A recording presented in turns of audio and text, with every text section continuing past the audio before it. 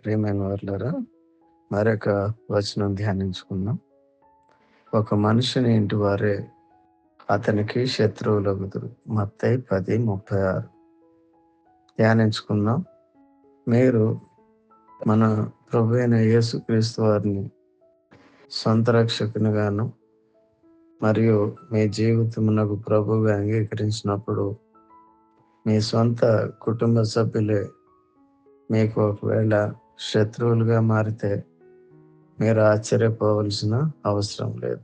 ఎందుకంటే అప్పటి నుండి మీ మాటలు, మీ క్రియలు నూతనపరచబడి వారికి అనుకూలంగా ఉండవు కాబట్టి ఈ విధంగా రాయబడి ఉన్నది.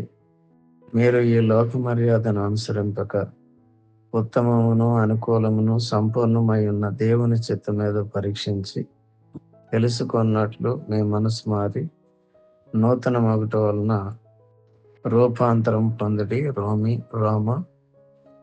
12:2 కాగా మీరు విధేయులకు పిల్లలై మీ పూర్వపు అజ్ఞాన దశలో మీకుండిన ఆశలను అనుసరించి ప్రవర్తింపక మిమ్మల్ని పిలిచిన వాడు పరిశుద్ధుడై ఉన్న ప్రకారము మీరును సమస్త ప్రవర్తన యందు పరిశుద్ధులై ఉండుడి.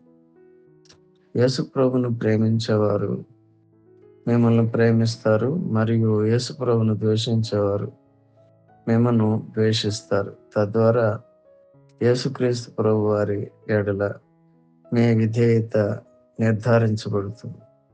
దేవుని కృప మీ అందరికీ తోడై ఉండి మిమ్మల్ని కాపాడును గాక. ఆమేన్.